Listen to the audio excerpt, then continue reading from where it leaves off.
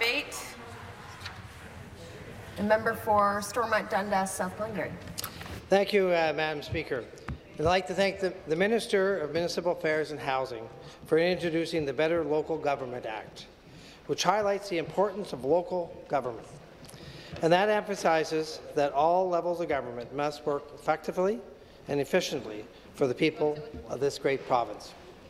As the Minister mentioned, the proposed legislation has two parts. He has explained the proposed changes for the City of Toronto and for the members of this House.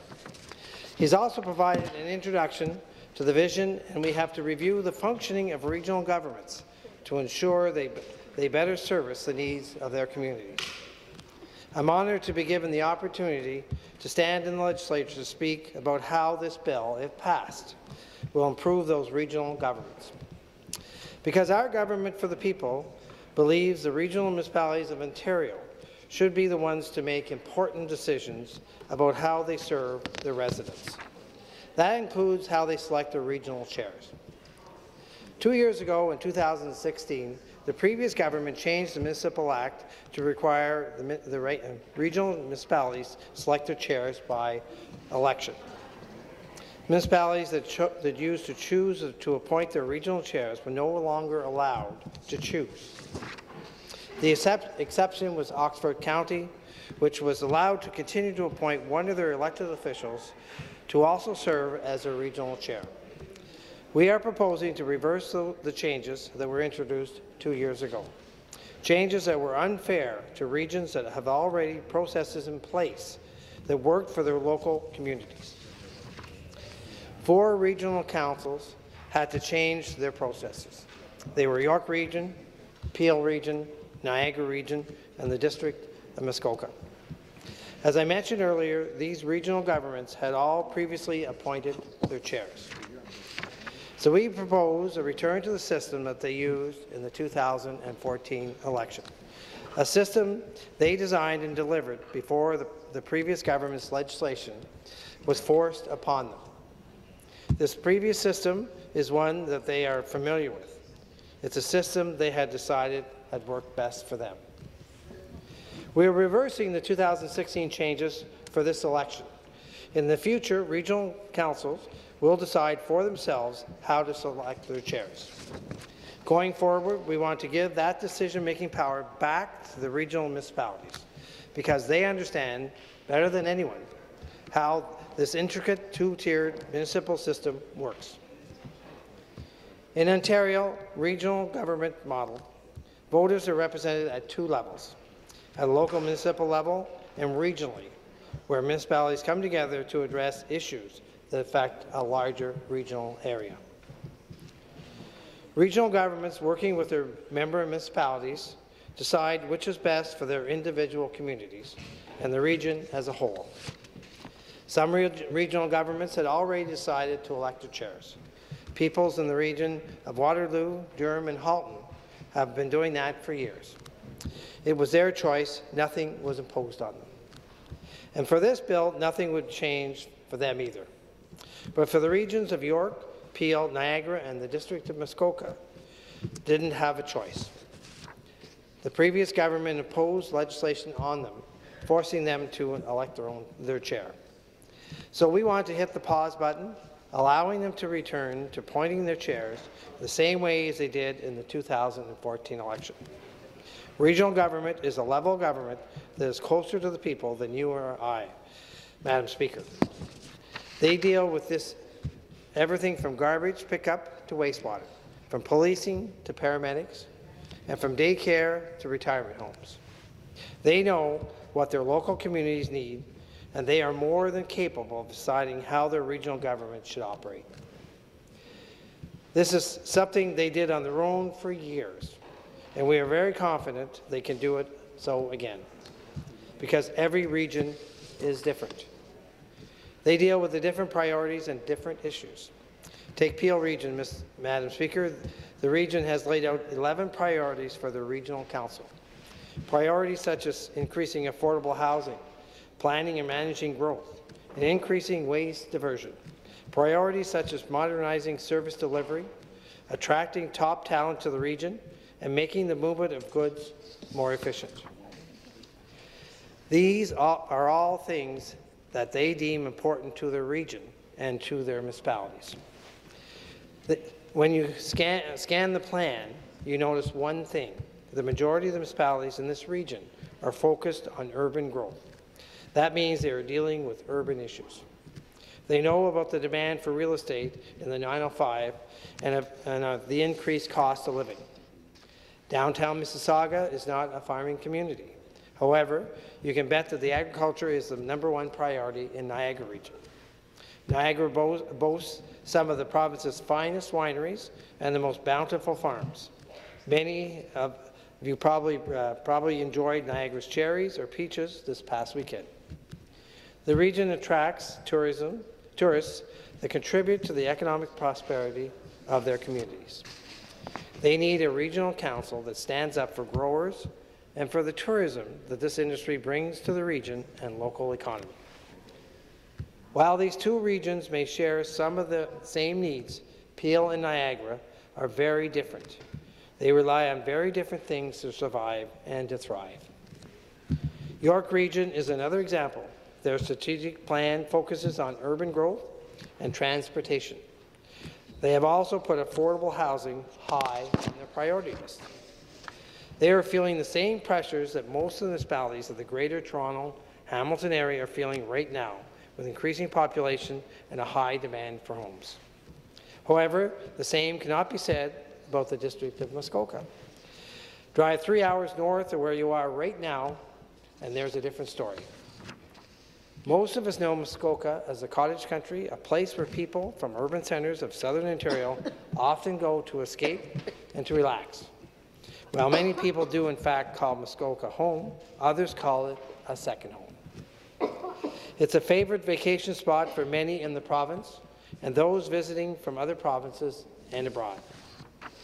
That is why the District of Muskoka's official plan has a section that focuses specifically on tourism and resorts, places many families in Ontario have gone to swim, hike, or just relax for a weekend. Many of these resorts pride themselves on the offering of a serene experience in nature, many highlighting outdoor adventures in canoes and kayaks. You don't see much of that being offered in Vaughan. Well, we all know it's a growing part of the York region.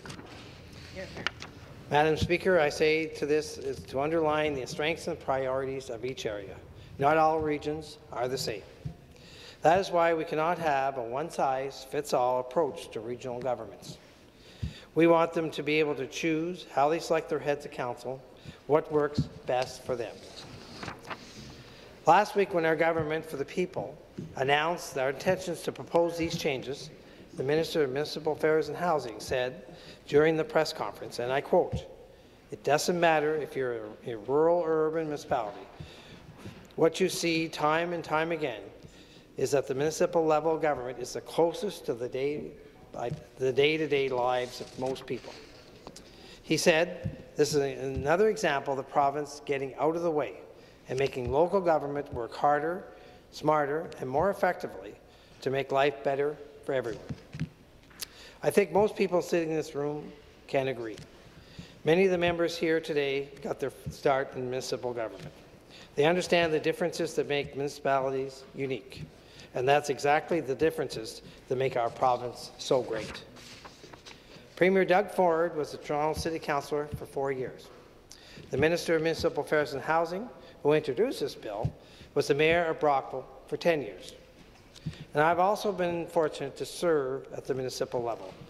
I served 3 terms as a municipal councillor in the Charlottenburg and South Glengarry townships and was elected Mayor of South Glengarry 3 times.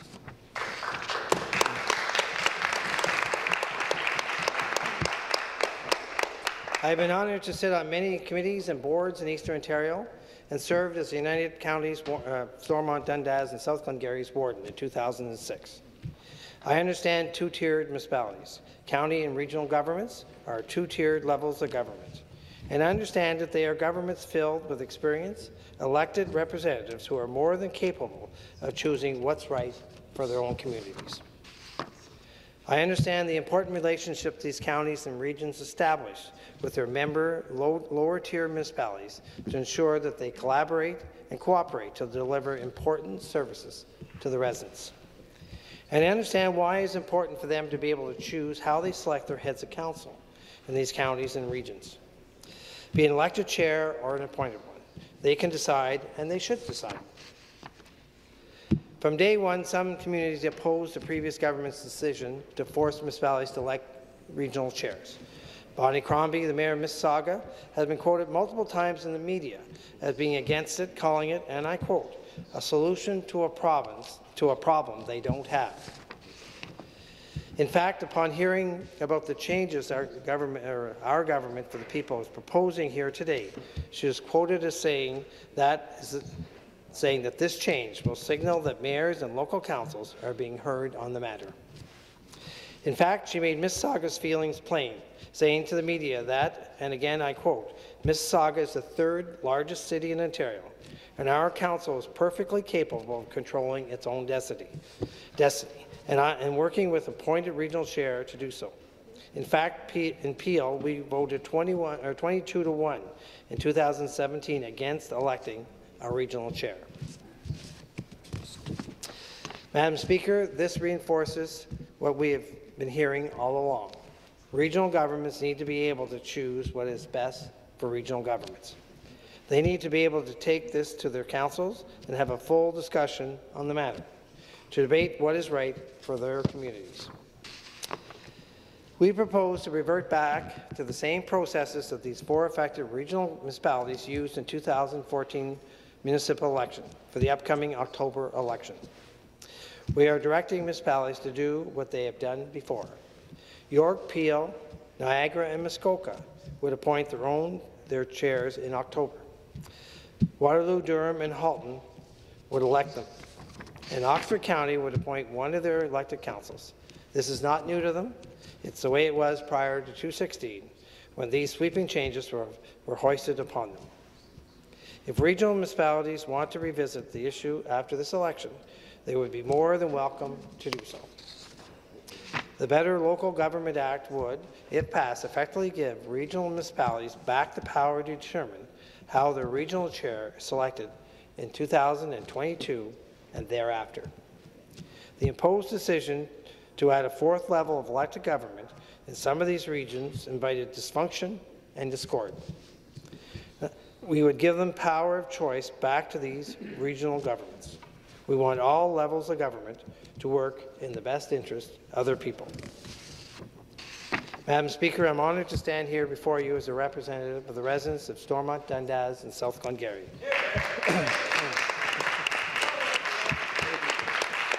I'm privileged to serve my community in various capacities, including as municipal representative. As a former municipal politician in a 2-tiered municipality, I can safely say that they know what's best for their own community. I'm looking forward to going to the annual Association of Municipalities of Ontario conference in August. It's a place where we can continue the conversation about how different levels of government can work together to provide prosperous, efficient service for the people. We can hear what works and what doesn't work. And I always found it helpful as a municipal politician to have open lines of communication with other levels of government. And we want our government for the people to continue that tradition. We are taking a first step here today by proposing the return of decision-making powers to selecting the heads of council for future elections back to regional governments.